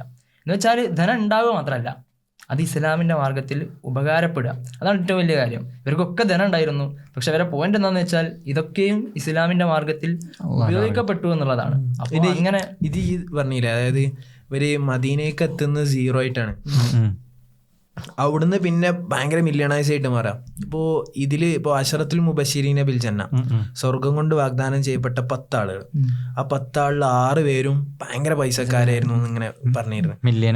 ഇപ്പോൾ അബ്ദുറഹ്മാൻ ബിൻ ഔഫ് ഒരു ഭാഗമാണ്. ഉസ്മാൻ റളിയല്ലാഹു അൻഹു ഞാൻ അങ്ങനെ കഴിഞ്ഞ റമദാനിലാണ് ഉസ്മാൻ റളിയല്ലാഹുവിനെ കുറിച്ച് ഇങ്ങനെ ഡീപ്പായിട്ട് ഇങ്ങനെ പഠിക്കുന്നത്. ഇപ്പോൾ ഉമർ സുലൈമാന്റെ ദ ഫസ്റ്റ് പറഞ്ഞ ഒരു സീരീസ് ഉണ്ട്, സ്വഹാബാക്കളുടെ കുറിച്ച് പറയുന്നത്. അപ്പോൾ അത് വിശദമായിട്ട് കേൾക്കേണ്ട സാധനങ്ങൾ തന്നെയാണ്. അപ്പോൾ അതിൽ ആദ്യം ഇസ്ലാം സ്വീകരിച്ച ആളുകളുടെ ഇങ്ങനെ എണ്ണം ഇങ്ങനെ പറഞ്ഞ് അതിൽ ഏകദേശം ഒരു ആദ്യത്തെ 10 തന്നെ ഉസ്മാൻ റളിയല്ലാഹു അൻഹു പറയുന്നുണ്ട്. അപ്പോൾ അതിന് മുമ്പ് വന്നവരുടെ ഒക്കെ ഒരു പ്രത്യേകത ഉണ്ട്. അതിൽ മുമ്പ് വന്നവരിലൊക്കെ സമൂഹത്തിലെ അധസ്ഥിതരും പാവപ്പെട്ടവരും സമൂഹത്തിൽ എങ്ങനെയാണോ അന്ന് ഭയങ്കര താഴെ തട്ടിൽ കണ്ടിരുന്ന ബിലാല്, ഖബ്ബാബ്, അങ്ങനെ അത്രയും താഴെത്തട്ടിൽ ജീവിക്കുന്ന മനുഷ്യന്മാരായിരുന്നു അന്ന് സമൂഹത്തിലുണ്ടായി. അതായത് ആലോചിച്ച് നോക്കുക, ഒരു സെൻസ് പറഞ്ഞാൽ ഓർക്ക് ഇസ്ലാമിലേക്ക് വന്നു കഴിഞ്ഞാൽ നഷ്ടപ്പെടാനൊന്നുമില്ല, കാരണം ഒന്നുമില്ലാത്ത ആളുകളായിരുന്നു. പക്ഷെ ഇസ്ലാം 1/2 ഡസൻ പോലും ഇല്ലാത്തൊരു സമയത്ത് ഇസ്ലാമിലേക്ക് എല്ലാം നഷ്ടപ്പെടാൻ മാത്രം ഉണ്ടായിക്കൊണ്ട് വരുന്ന ഒരാളാണ് ഉസ്മാൻ റളിയല്ലാഹു അൻഹു. അങ്ങനെ ഉസ്മാൻ റളിയല്ലാഹു അൻഹു ഇസ്ലാമിലേക്ക് വരുന്നു. നമ്മൾ മദീനയിൽ ഇങ്ങനെ നോക്കിക്കഴിഞ്ഞാൽ മക്ക കാലഘട്ടത്തിൽ ഉസ്മാന്റെ കഥകളൊന്നും അങ്ങനെ കേൾക്കൂല. കാരണം എന്താ വെച്ചാൽ ആദ്യം അബ്സീനിയയിലേക്ക് ഹിജ്റ പോകുന്നു, അങ്ങനെ പിന്നെ മദീനയിലേക്ക് എത്തുന്നു. മദീന ഇപ്പോൾ അബ്ദുറഹ്മാൻ ഇബ്നു ഔഫിന്റെ കഥയിലല്ലേ ദല്ലൂനിയാല സൂക്ക് എന്ന് പറഞ്ഞ ഇത് കാണിച്ചാലേ മാർക്കറ്റ് കാണിച്ചാൽ അത് സഅദ് ഇബ്നു അല്ല എന്ന് വെച്ചാൽ സഅദ് ഇബ്നു റബീഅ റളിയല്ലാഹു അൻഹു ആണ് അൻസാരി ആയിട്ടുള്ള സഹാബി. അപ്പോൾ അബ്ദുറഹ്മാൻ ഇബ്നു ഔഫ് റളിയല്ലാഹു ഒരു പ്രവാചകൻ സല്ലല്ലാഹു അലൈഹി വസല്ലം മദീനയിൽ എത്തിയപ്പോൾ എല്ലാവർക്കും പേരാക്കി കൊടുക്കുന്നുണ്ട്. അപ്പോൾ അതെന്ന് വെച്ചാൽ പ്രവാചകൻ അത് പറയുന്നുണ്ട് എന്ന് വെച്ചാൽ പ്രവാചകൻ ഭയങ്കര കണ്ണിങ് ആയിട്ടാണ് ഓരോരുത്തരെ പേരാക്കി കൊടുക്കുന്നത്, അൻസാരികളും മുഹാജിറുകളും. അപ്പം അങ്ങനെയാണ് സഅദ് ഇബ്നു റബീഅ റളിയല്ലാഹു അൻഹുവിനായിട്ട് അബ്ദുറഹ്മാൻ ഔഫ് റളിയല്ലാഹു അൻഹു അങ്ങനെ എന്താണ് ഒരു ഉഖുവത്ത് സ്ഥാപിക്കുന്നത്. അപ്പം അങ്ങനെ സഅദ് ഇബ്നു റബീഅ റളിയല്ലാഹു അൻഹു ഭയങ്കര ഉദാഹരണമാണ്. വെച്ചാൽ എല്ലാം എൻ്റെ എന്തും എടുത്തോ, എൻ്റെ എല്ലാ ഇതിൻ്റെ സമ്പത്തിൻ്റെ ഒക്കെ പകുതി എടുത്തോ, എൻ്റെ ഭാര്യമാർ ഞാൻ എന്തൊക്കെയാണ് രണ്ട് ഭാര്യയുണ്ട്, അതിലൊരാളെ ഞാൻ തൊലാക്കല്ല, ഇങ്ങക്ക് വേണ്ടിയിട്ടാണ്, എന്നിട്ട് ഇതൊക്കെ കഴിഞ്ഞിട്ട് നിങ്ങൾ വിവാഹം കഴിച്ചോ എന്നൊക്കെ പറയുന്നുണ്ട്. അപ്പം അബ്ദുറഹ്മാൻ ഇബ്നു ഔഫ് റളിയല്ലാഹു അൻഹു പറയുന്നത് വേണ്ട, എനിക്ക് ജസ്റ്റ് ഒന്ന് മാർക്കറ്റ് കാണിച്ചു തന്നാൽ മതി, ഞാൻ അവിടെ പോയിട്ട് പൈസ ഉണ്ടാക്കാം. ഇപ്പൊ ഉസ്മാൻ റളിയല്ലാഹുവിന്റെ കഥ തന്നെ. ഇപ്പൊ മക്കീന്ന് പിന്നെ ജനിക്കുന്ന തന്നെ ഭയങ്കര പൈസക്കാരനായിട്ടാണ് ഉസ്മാൻ റളിയല്ലാഹു. ഭയങ്കര അതായത് അനന്തര സ്വത്തായിട്ട് തന്നെ ഒരുപാട് മില്യൺസ് പൈസ ഇട്ടി അങ്ങനെ കച്ചവടം ചെയ്ത് പരിചയമുള്ള അത്യാവശ്യം പറഞ്ഞാൽ ഒരു നെപ്പോക്കിട്ടാണ് ഉസ്മാൻ റളിയല്ലാഹു. പക്ഷെ ആലോചിച്ച് നോക്കുക, അങ്ങനത്തെ ഒരു സിറ്റുവേഷനിൽ പോലും ഇസ്ലാമിലേക്ക് ഒരു മടിയും കൂടാതെ കടന്നു വന്നൊരു മനുഷ്യൻ. അങ്ങനെ അയാൾ മദീനയിലേക്ക് എത്തുമ്പോൾ ഒന്നുമില്ല കയ്യിൽ, അവിടുന്ന് പിന്നെ പെട്ടെന്ന് പച്ച പിടിക്കുക. അപ്പോൾ ഇങ്ങനെ ഉസ്മാൻ റളിയല്ലാഹുവിൻ്റെ ഒരു മൊത്തം ജീവിതം അങ്ങനെ എടുത്തു നോക്കിയാൽ അതായത് എന്തുകൊണ്ടാണ് ഇവർ പച്ച പിടിക്കുന്നത്, ഇവരുടെ ഒരു പേഴ്സണാലിറ്റിയാണ് ഒരു സെൻസിൽ. സാധാരണ ഒരു മൈൻഡ് സെറ്റും പേഴ്സണാലിറ്റി. അപ്പോൾ എന്താ കാരണം വെച്ചാൽ ഇപ്പോൾ നമ്മൾ നോക്കുക, സാധാരണ ഈ ഭയങ്കര പൈസക്കാരൊക്കെ കുറച്ചൊക്കെ ചാടയും ഒരു വലിയ ഹോട്ടലൊക്കെ പോയി കഴിഞ്ഞാൽ വെയിറ്ററോട് കുറച്ച് കലിപ്പിടുക, അതൊക്കെ ഒരു കുറച്ച് റിച്ച് ആകുമ്പോൾ കുറച്ചൊക്കെ ഇങ്ങനെ ഒരു ഇതൊക്കെ അല്ല ജനറൈസ് ചെയ്യല്ല, ചിലവർക്ക് അങ്ങനെ ഉണ്ടാവും. അതായത് അങ്ങനെ പറയാൻ കാരണം എന്താ വെച്ചാൽ പൈസന്റെ കൂടെ വരുന്ന ഒരു സാധനമാണ്, അതിന്റെ കൂടെ ഉള്ളൊരു സ്റ്റാറ്റസ് വരുമ്പോൾ ഉള്ളൊരു സാധനം. പക്ഷെ ഉസ്മാൻ റളിയല്ലാഹുവിന്റെ അടുത്ത് നോക്കി കഴിഞ്ഞാൽ നേരെ ഓപ്പോസിറ്റാണ്. പൈസന്റെ കൂടെ വരേണ്ട ക്വാളിറ്റീസ് വന്നിട്ടില്ലേനും എന്നാൽ പൈസന്റെ നേരെ ഓപ്പോസിറ്റ് വരേണ്ട പല കാര്യങ്ങളും മൂപ്പർക്ക് കൂടുതലുണ്ടേനും ഹയാ. അപ്പോൾ എന്താ മദീനയിൽ മൂപ്പരെ ബിസിനസ് ഇത്രയും പച്ച പിടിക്കാൻ കാരണം എന്താണെന്ന് ഇങ്ങനെ ചോദിച്ചു കഴിഞ്ഞാൽ ചില പണ്ഡിതന്മാർ പറയാ അത് മൂപ്പരുടെ ഈ ഒരു ഹയാ ആണ്. മദീനയിൽ മൂപ്പരെ കൂടെ ബിസിനസ് ചെയ്യാൻ ആളുകൾക്ക് ഭയങ്കര ഇഷ്ടമാണ്, താല്പര്യമാണ്. ഒന്നാമത് മൂപ്പരെ ഭയങ്കര സത്യസന്ധതയാണ്, മൂപ്പരെ കൂടെ ബിസിനസ് ചെയ്യാൻ ആൾക്കാർക്ക് താല്പര്യം, കാരണം അത്രയും നല്ല പേഴ്സണാലിറ്റി മൈൻഡ് സെറ്റ് ഉള്ള ഒരു മനുഷ്യനാണ്. അപ്പോൾ ഇവരൊക്കെ അത്രയും വലിയ പൈസക്കാരാണെങ്കിലും അതോടൊപ്പം അവരൊക്കെ അത്രയും വലിയ ഫിലാന്ത്രോപ്പിസ്റ്റുകളായിരുന്നു. അപ്പോൾ ഈ കുറേ ഇപ്പോൾ എന്താ ഈ അബ്ദുറഹ്മാൻ ഇബ്നു ഔഫിൻ്റെ കഥ പറഞ്ഞു. ഇപ്പോൾ ഈ ഉസ്മാൻ റളിയല്ലാഹു അൻഹു ഈ റൂമ സംഭവമൊക്കെ നടക്കുമ്പോൾ റസൂല് ഇപ്പോൾ ഈ പറഞ്ഞില്ലേ ഇയനല്ലേ പറഞ്ഞേ മറ്റേ സ്വർഗം ബിലാലിനും ഉമ്മിക്ക് സ്വർഗത്തിൽ എത്തണം. അപ്പോ എന്താ മുട്ടുത്തി. അപ്പൊ ഇവരുടെ ഒക്കെ കഥ നോക്കി കഴിഞ്ഞാല് ഇവര് എന്താ കായ് ഒരു പ്രശ്നമല്ല, കായ് കൊടുത്ത് സ്വർഗം വാങ്ങണ പോലെ, എവിടെയാണോ സ്വർഗം പറയുന്നത് അവിടക്കൊക്കെ എത്തുന്ന പോലെ. അതായത് റസൂല് പറയണ് ഭയങ്കര ക്ഷാമം, വിശ്വാസികൾക്ക് വെള്ളം കുടിക്കാൻ ഒരു അവസരമില്ല, അവിടെ കണ്ടുന്ന ഒരു കിണറാണ് ബിയർ റൂമ. അപ്പോൾ എന്താ ചെയ്യാറില്ല, അതൊരു ആളുടെ അടുത്താണ്, അയാൾ പൈസ വാങ്ങിയിട്ടാണ് അവിടുന്ന് എന്താ കിണറിന്ന് വെള്ളം കോരാൻ വേണ്ടി ഇതാക്കുന്നത്. അപ്പോൾ റസൂല് പറഞ്ഞു മൻ ഹഫറ റൂമ വലഹു ജന്ന. ജന്ന എവിടെ പറഞ്ഞോ, സ്വർഗം എവിടെ പറഞ്ഞോ, അപ്പോൾ ഓടിയെത്തും വിശ്വാസികൾ. അപ്പോൾ ഇത് ആരാണോ വാങ്ങണോ അവനക്ക് സ്വർഗം കിട്ടിയെന്ന് പറയും. അപ്പോൾ ഉസ്മാൻ റളിയല്ലാഹു അൻഹു ഓടി വരും. അതായത് ആലോചിച്ച് നോക്കുക, അയാൾ 40,000 ദിർഹം 40,000 ദിർഹം ആ സംഖ്യ പറയുന്നത്. അപ്പോൾ അയാളോട് ബാർഗെയിൻ ചെയ്ത് 20,000 ദിർഹമിന് 1.5 വെള്ളം കോരാനുള്ള അനുവാദം കിട്ടി. പാർട്ട്ണർഷിപ്പ്. അതായത് ഒരു ദിവസം മൂപ്പർക്ക് പൈസ വാങ്ങാം വെള്ളം കോരിയിട്ട്, രണ്ടാമത്തെ ദിവസം ഉസ്മാൻ റളിയല്ലാഹു അൻഹു പൈസ വാങ്ങാം. അങ്ങനെ ഉസ്മാൻ റളിയല്ലാഹു അൻഹു 20,000 ദിർഹമിന് വാങ്ങിയിട്ട് ഫ്രീ ആയിട്ട് കൊടുക്കാൻ തുടങ്ങി.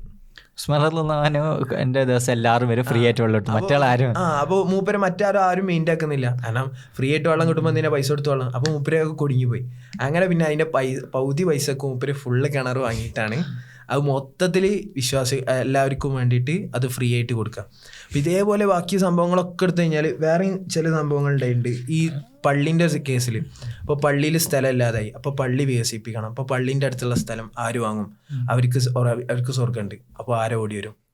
ഉസ്മാൻ റളിയല്ലാഹു അൻഹു ഓടി വരും. എന്നിട്ട് ആ പൈസ കൊടുത്തിട്ട് 20,000 ദിർഹമോ അവിടെ അങ്ങനെ പൈസ ചെലവഴിക്കുന്നു. അതുപോലെ ഉസ്മാൻ റളിയല്ലാഹു അൻഹുവിൻ്റെ വേറെ ഇതുണ്ട്, എന്നുവെച്ചാൽ അബൂബക്കർ സിദ്ദീഖ് റളിയല്ലാഹു ഖലീഫയെ നിൽക്കുന്ന സമയം മദീനയിൽ ഭയങ്കര പട്ടിണി, ആൾക്കാരൊക്കെ ഭയങ്കര വിശന്ന് അങ്ങനെ ഒരു പട്ടിണി നിൽക്കുന്ന സമയമാണ്. അപ്പോൾ അബൂബക്കർ സിദ്ദീഖ് റളിയല്ലാഹു ഖലീഫൻ്റെ അടുത്ത് നിന്നിട്ട് ആൾക്കാരിങ്ങനെ ചോദിക്കുന്നുണ്ട് എന്താ ഒരു പരിഹാരം എന്നുള്ളത്. അപ്പോൾ അബൂബക്കർ സിദ്ദീഖ് റളിയല്ലാഹു അവരൊക്കെ ആശ്വസിപ്പിച്ചിട്ട് പറഞ്ഞു വിടുന്നുണ്ട്. അപ്പോൾ അന്ന് വൈകുന്നേരം ഉസ്മാൻ റളിയല്ലാഹു അൻഹു വലിയൊരു കച്ചവട സംഘം വരികയാണ് ഷാമിന്ന്, കാഫിൽ ഇങ്ങനെ വരികയാണ്. അപ്പോൾ കച്ചവടക്കാരൊക്കെ ഉസ്മാൻ റളിയല്ലാഹു അൻഹുവിൻ്റെ അടുത്തേക്ക് ഓടിയിട്ട് പറയുന്നുണ്ട് ഞങ്ങൾ ഇന്ന ഒരു ദിനാറിന് 2 ഇരട്ടി ഇത് തരാം, 5 ഇരട്ടി തരാം. അപ്പോൾ ഉസ്മാൻ റളിയല്ലാഹു അൻഹു സമ്മതിക്കുന്നില്ല. എന്നിട്ട് പറയുന്നുണ്ട് എനിക്ക് 10 ഇരട്ടി ലാഭം തരാമെന്ന് പറഞ്ഞ ഒരാൾ ഏറ്റിട്ടുണ്ട്, നിങ്ങൾക്ക് അത്ര തരാൻ പറ്റുമോ ചോദിച്ചു. അപ്പോൾ ഇല്ല അത്രയൊന്നും തരാൻ പറ്റില്ല, അങ്ങനെയുള്ള സാമ്പത്തിക അവസ്ഥയിലല്ല ഞങ്ങളുള്ളതെന്ന് പറയും. അപ്പോൾ അങ്ങനെ ആ കച്ചവടക്കാർ ചോദിക്കുന്നുണ്ട് ആരാണ് ഇത്ര ഇത് തരുന്നത്, 10 ഇരട്ടിയൊക്കെ തന്നെ ഞങ്ങളറിയാത്ത കച്ചവടക്കാർ ആരാന്ന് ചോദിക്കുമ്പോൾ ഉസ്മാൻ റളിയല്ലാഹു അൻഹു പറയുന്നുണ്ട് എനിക്കെന്താണ് അള്ളാഹു ഇതിന് 10 ഇരട്ടി പ്രതിഫലമാണ് നൽകുക, അതുകൊണ്ട് ഞാനിത് മദീനയിലെ പട്ടിണി പാവങ്ങൾക്ക് ഞാൻ ദാനധർമ്മം ചെയ്യാണ്, സദക്ക ചെയ്യാന്ന് പറഞ്ഞിട്ട് ഉസ്മാൻ റളിയല്ലാഹു അൻഹു അത്രയും കച്ചവടം ചെയ്തിട്ട് വരുന്ന ഒട്ടകത്തിലുള്ള ഇതൊക്കെ പട്ടിണി പാവങ്ങൾക്ക് സദക്ക ചെയ്യാൻ. മൈൻഡ് സെറ്റ് ആണ് ഈ ഫിലിം. ഇപ്പൊ നമ്മളിപ്പോ സോഷ്യൽ മീഡിയ ഒക്കെ തുറന്ന എന്താ കാണുക, യൂട്യൂബ് തുറന്ന എന്താ കാണുക, ഫുൾ ആഡ് എന്താണ് per month 45 lakh per annum. ഇതാണ് ഒരാളുടെ ശമ്പളം. നിങ്ങൾക്ക് ഡിജിറ്റൽ മാർക്കറ്റിംഗ് $15K നിങ്ങൾക്ക് മാസത്തിൽ ഉണ്ടാക്കാം. ഇത് നിങ്ങൾക്കും ഉണ്ടാക്കാം, സിമ്പിൾ ആയിട്ട് ഉണ്ടാക്കാം. മൊത്തം അപ്പൊ ഇത് കണ്ടിട്ട് ആൾക്കാർക്ക് പൈസ എന്താ എങ്ങനെയാണ് എത്രയും പെട്ടെന്ന് പൈസ ഉണ്ടാക്കാൻ പറ്റുക, എത്രയും പെട്ടെന്ന് എങ്ങനെയാണ് ഇതിലേക്ക് എത്താൻ പറ്റുക, എങ്ങനെയാണ് ഏറ്റവും കൂടുതൽ പൈസ ഷോർട്ട് ടൈമിൽ ഉണ്ടാക്കാൻ പറ്റുക, ഇതാണ് എല്ലാവരെയും ആലോചന. ഈ മൈൻഡ് സെറ്റിന് കാരണം അതായത് ചില ഫിലോസഫേഴ്സും തിയറിസ്റ്റുകളൊക്കെ ഇതിനെങ്ങനെ വിശകലനം ചെയ്യുന്നുണ്ട്. അതായത് 1970 കാലഘട്ടത്തിലാണ് ഈ മൊത്തം നമ്മുടെ സിസ്റ്റം തന്നെ മാറുന്നത്, ക്യാപിറ്റലിസം വരുന്നു. പക്ഷെ അതിനുശേഷം ക്യാപിറ്റലിസം വന്നു കഴിഞ്ഞാലും തുടക്ക സമയത്ത് വരുന്ന ക്യാപിറ്റലിസം നമ്മളിങ്ങനെ 10+1 പഠിച്ചിട്ടുണ്ടാവും, ഈ മിക്സഡ് എക്കണോമി ആയിരുന്നു. അതായത് സൊസൈറ്റി വെൽഫെയർ അതിനൊക്കെ കുറച്ചും കൂടി പവർ ഉണ്ടെങ്കിൽ പോലും, അതായത് റെഗുലേഷൻസ് ഉണ്ട്, പാവങ്ങൾക്ക് വെൽഫെയർ പരിപാടികളുണ്ട്, അങ്ങനെയൊക്കെ ഉണ്ട്. പിന്നെ അതങ്ങനെ പോയി പെട്ടെന്നാണ് അത് ഒരു വേറെ ലെവലിലേക്ക് അത് മാറുന്നത്. അതായത് നിയോ ലിബറലിസം എന്ന് വേണമെങ്കിൽ അതിന് പറയാം.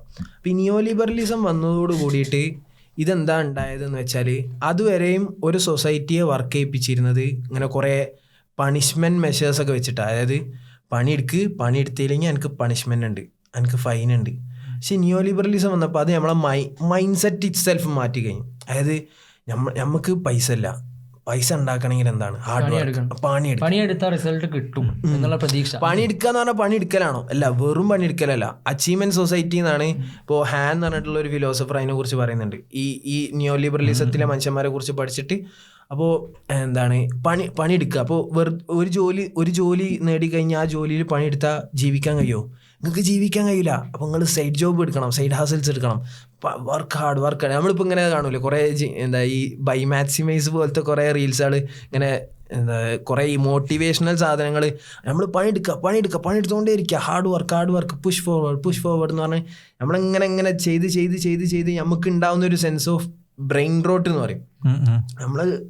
നമ്മളെ സ്വന്തത്തെ പ്രഷർ ചെയ്യണം. മുമ്പ് എന്താ ഉണ്ടായെന്ന് വെച്ചാൽ ഒരു വലിയൊരു അതോറിറ്റി അല്ലെങ്കിൽ ഒരു കമ്പനി അതിലെ വർക്കേഴ്സിനെ പണിയെടുക്കുക പറഞ്ഞിട്ട്.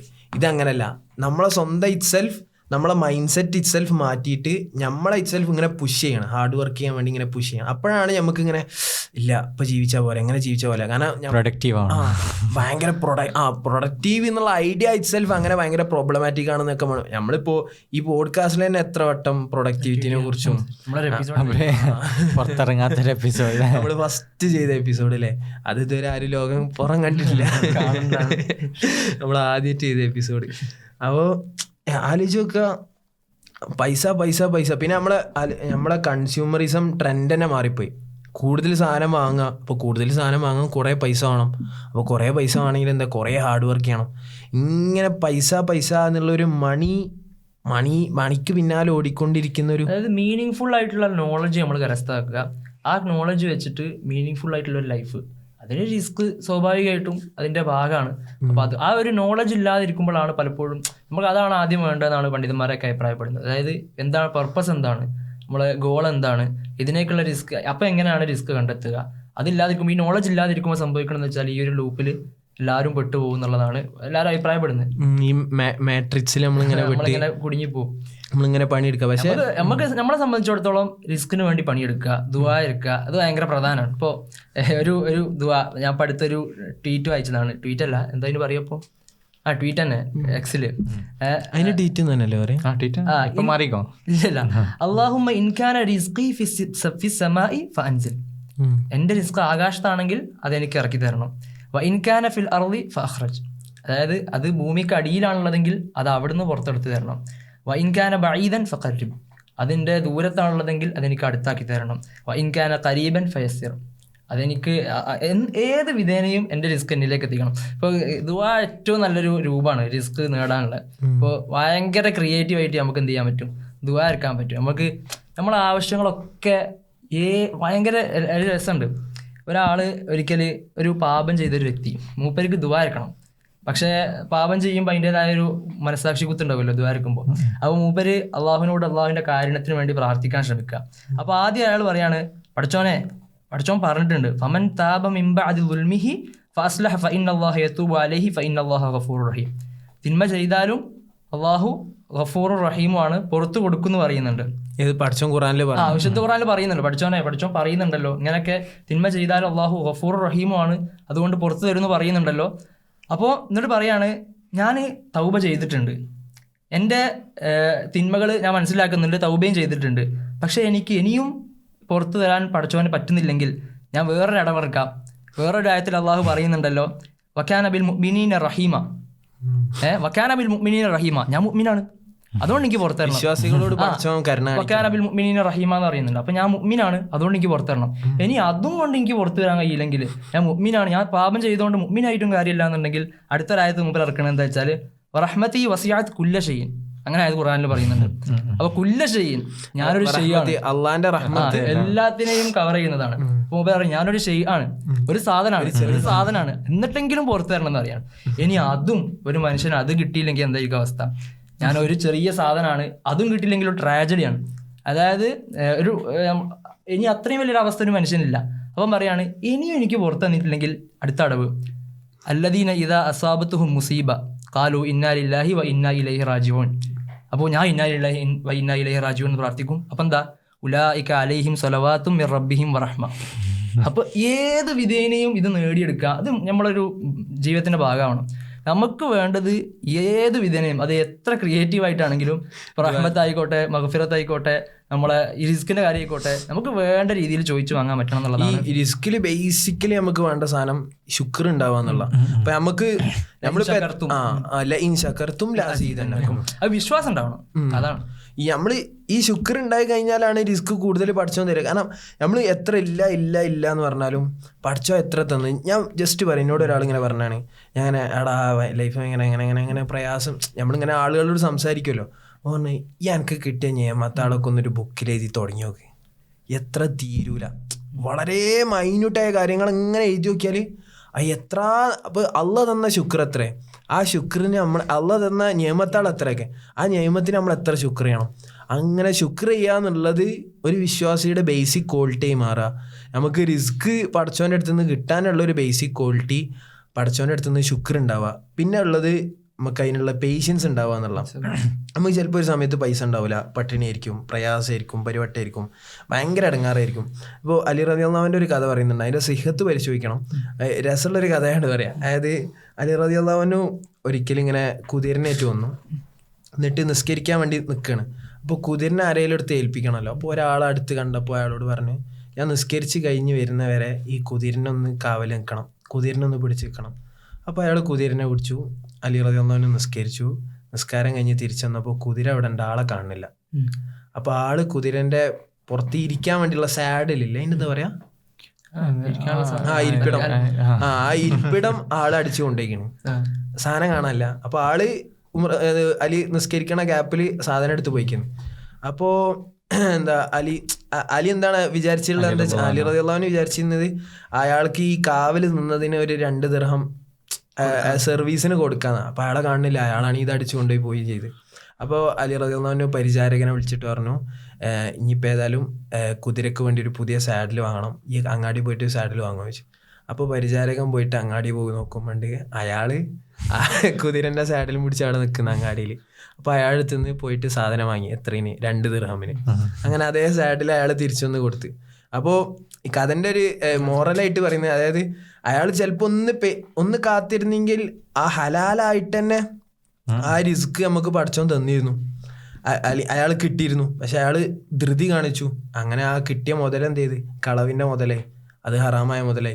അപ്പൊ ഈ പ്രാർത്ഥനയും ഈ തവക്കുലും ഇതിനു വേണ്ടി കാത്തിരിപ്പ് എന്ന് പറയുന്നത് തന്നെ ഒരു സെൻസിൽ തവക്കുലാണ്.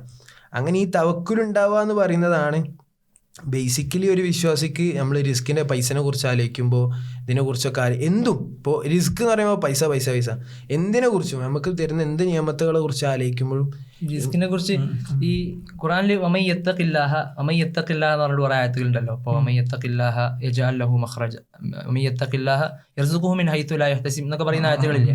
അപ്പോൾ ഇതൊക്കെ റിസ്കിനെ സംബന്ധിച്ചാണല്ലോ. നമുക്കിപ്പോൾ ആവശ്യമുള്ളതൊക്കെ അല്ലാഹു സുബ്ഹാനഹു വ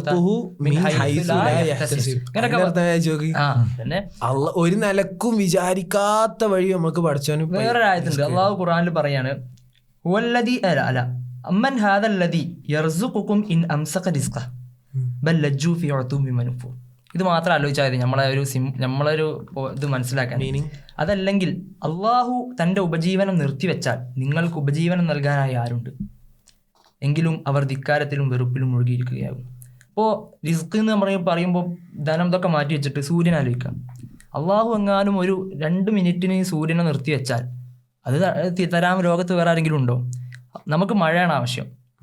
ആ 2 മിനിറ്റിന് നമുക്ക് അത്യാവശ്യമായി മഴ വേണ്ട സമയത്ത് ലോകം മൊത്തം വറ്റിക്കിടക്കുന്ന സമയത്ത് ആ മഴയെ പിടിച്ചു വെക്കാൻ അള്ളാഹു ശ്രമിച്ചാൽ പിന്നെ അതിനെ നൽകാൻ വേറെ ആരെങ്കിലും ഉണ്ടോ? അപ്പം ഇതാണ് റിസ്കിൻ്റെ കാര്യം. വലിയ തലത്തിൽ ചിന്തിക്കുമ്പോൾ സൂര്യന്, അതേപോലെ തന്നെ രാത്രി, ഇങ്ങനെയുള്ള എല്ലാ പ്രപഞ്ചത്തിലുള്ള എല്ലാ ഇതൊക്കെയും അള്ളാഹുവിൻ്റെ റിസ്ക്കാണ്. അപ്പോൾ അത് ആരെങ്കിലും നമുക്ക് നൽകാൻ ശ്രമിച്ചാൽ കാര്യമില്ല, അത് അള്ളാഹു തന്നെ നൽകേണ്ടതാണ്. അപ്പോൾ ഇത് ഖുർആൻ നൽകുന്ന വലിയൊരു പോയിന്റാണ്. നമ്മൾ എത്ര തന്നെ അലൈക ബി തഖ്വല്ലാഹി ഇൻ കുൻത ഗാഫില യഅതീക ബിൽ അർസാഖി മിൻ ഹൈതു ലാ തദ്രി ഫമൻ ളന്ന അന്ന റിസ്ഖ യഅതി ബി ഖുവ്വത്തിൻ. ആരെങ്കിലും അവൻ്റെ ശക്തി കൊണ്ടാണ് അവന് റിസ്ക് കിട്ടുന്നത്, അവൻ സമ്പാദിക്കുന്നത് വിചാരിച്ചാൽ വമൻ ളന്ന അന്ന റിസ്ഖ യഅതി ബി ഖുവ്വത്തിൻ മാ അകല അസ്ഫൂർ ഷൈഅൻ മഅ നസ്രി. അവൻ്റെ കഴിവുകൊണ്ടേ അല്ല, അള്ളാഹുവാണ് ഇതൊക്കെയും കൊടുക്കുന്നത്. അള്ളാഹുവാണ് ആർക്ക് കൊടുക്കുന്നത്? പക്ഷിക്കും കൊടുക്കുന്നത്, പരുന്തിനും കൊടുക്കുന്നത്, എല്ലാം അള്ളാഹുവാണ് ചെയ്യുന്നത്. അതുകൊണ്ട് നമ്മളൊരിക്കലും നമ്മുടെ കഴിവാണ്, ഇപ്പോൾ ഏത് ചെറിയ സമ്പാദനം പോലും, ഇപ്പോൾ ധനത്തിൻ്റെ കാര്യത്തിൽ എന്താണ്, നമ്മളെ ധനമാണ് നമ്മൾ വിശ്വസിക്കുന്നില്ലല്ലോ. ഇസ്ലാമിൽ അങ്ങനെയല്ല, അള്ളാഹുവിൻ്റെതാണ് ധനം, അതിൻ്റെ ഭൂമിയിലുള്ള കൈകാര്യകർത്താക്കൾ മാത്രമാണ് മനുഷ്യർ എന്ന് പറയുന്നത്. അത് നമുക്കുള്ള അമാനത്ത് മാത്രമാണ് ധനത്തിൻ്റെ കാര്യത്തിലുള്ളത്. അപ്പം റിസ്കിന് വേണ്ടി പണിയെടുത്തുകൊണ്ടിരിക്കുക, പ്രാർത്ഥിച്ചുകൊണ്ടിരിക്കുക, അത് അള്ളാഹു സുബ്ഹാനഹു വ തആല നൽകും എന്നുള്ള വിശ്വാസം ഉണ്ടാവുക. ഇപ്പം നമ്മൾ ധനം ഇപ്പോൾ ചിലവഴിക്കുന്ന കാര്യം എടുത്തു നോക്കുക. നമ്മൾ ധനം ചിലവഴിക്കുന്ന കാര്യത്തിൽ നമുക്ക് ഉറപ്പുണ്ടോ? ഇപ്പോൾ ലഇൻ ഷക്കർത്തും, അല്ലെങ്കിൽ നമ്മൾ കൊടുത്തു കഴിഞ്ഞാൽ ഇരട്ടിയാക്കി തരും എന്ന് അള്ളാഹു പറയുന്നുണ്ട് പല സ്ഥലത്തും. നമ്മളൊരു സാധനം ചിലവഴിച്ചു കഴിഞ്ഞാൽ അത് ഇരട്ടിയാക്കി തരും എന്ന് പറയുന്നുണ്ട്. നമുക്ക് ശരിക്കും വിശ്വാസമുണ്ടോ? നമ്മളിപ്പോൾ ഒരാൾക്ക് 10 രൂപ സംഭാവന കൊടുക്കുകയാണ്, നമുക്ക് ഉറച്ച വിശ്വാസമുണ്ടോ ഇത് പഠിച്ചോൻ തരും, എന്തായാലും ഇരട്ടിയാക്കി തരും എന്ന് വിശ്വസിച്ചിട്ടാണ് നമ്മൾ കൊടുക്കുന്നത്. നമ്മൾ പറയും, നമ്മളിങ്ങനെ മനസ്സിലൊക്കെ ഉണ്ടാവും, പക്ഷെ നമ്മള് പാവം അങ്ങനെ ആയിരിക്കും കൊടുക്കുന്നത്. നമ്മളിങ്ങനെ പറയും ഖുർആൻ ക്ലാസ് എടുക്കുമ്പോൾ മിസ്ലി ഹബ്ബ